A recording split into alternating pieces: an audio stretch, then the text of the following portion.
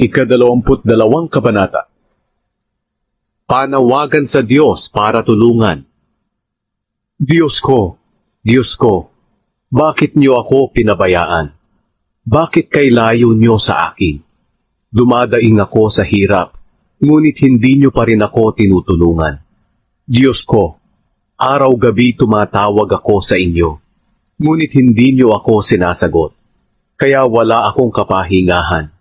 Ngunit banal ka, at nakaluklok ka sa iyong trono, at pinupuri ng mga Israelita. Ang aming mga ninuno ay sa inyo nagtiwala, at sila'y inyong iniligtas. Tinulungan niyo sila nang sila ay tumawag sa inyo. Sila ay nagtiwala at hindi nabigo. Ako'y hinahamak at hinihiya ng mga tao. Sinasabi nila na para akong higad at hindi tao. Bawat makakita sa akin ay nangungutya, nangaasar, at iiling-iling na nagsasabi, "Hindi ba't nagtitiwala ka sa Panginoon? Bakit hindi kanya iniligtas?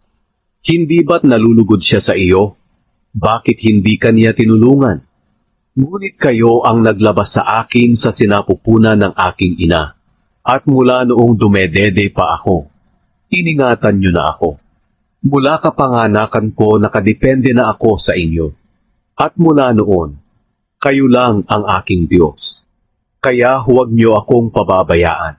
Dahil malapit nang dumating ang kaguluhan, at wala na akong ibang maaasahan. Napapaligiran ako ng maraming kaaway, na para bang mababangis na mga toro mula sa Bashan. Para rin silang mga leyong umaatungal, at nakanganga na handa akong lapain. Nawalan ako ng lakas na parang tubig na ibinubuhos, at ang aking mga buto ay parang nalinsad lahat, at nawalan ako ng lakas ng loob, para akong nauupos na kandila. Ang aking kalakasan ay natuyo na parang tigang na lupa, at ang aking dila ay dumidikit sa aking ngalangala. O Panginoon, pinabayaan niyo ako sa lupa na parang isang patay. Pinaligiran ako ng mga taong masama na parang mga aso, at binutasan nila ang aking mga kamay at mga paa.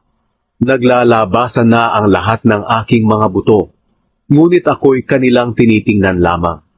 Ang aking mga damit ay kanilang pinaghati-hatian sa pamamagitan ng palabunutan. Ngunit kayo, Panginoon, huwag niyo akong lalayuan. Kayo ang aking kalakasan. Magmadali kayo at ako'y tulungan.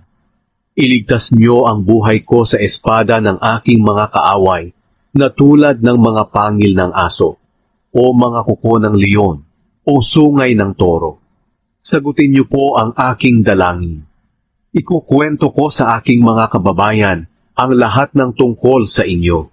At sa gitna ng kanilang pagtitipon, kayo ay aking papupurihan. Kayong may takot sa Panginoon, purihin ninyo siya. Kayong mga lahi ni Jacob na siyang bayan ng Israel, parangalan ninyo siya at matakot kayo sa kanya. Hindi niya binabaliwala ang mga mahihirap. Hindi niya sila tinatalikuran. Sa halip ay pinakikinggan pa niya ang kanilang mga pagtawag. Panginoon, bigyan niyo ako ng kasiglahan na magpuri sa inyo sa gitna ng buong sambayanan.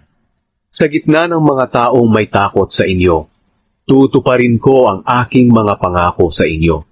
Kakain ng mga dukha hanggang sa mabusog. Pupurihin kayo ng mga lumalapit sa inyo. Sana'y sumakanila ang mabuti at mahabang buhay magpakailanman. Panginoon, maaalala kayo ng tao sa buong mundo, at sila ay manunumbalik at sasamba sa inyo, sapagkat kayo ang naghahari at namumuno sa lahat ng bansa.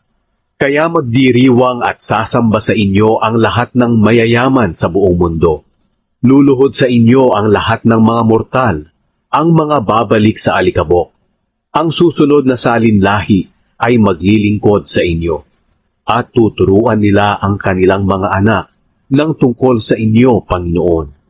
Balang araw silang hindi pa ipinapanganak ay malalaman ang mga ginawa niyo, at maging ang pagliligtas niyo sa inyong mga mamamayan.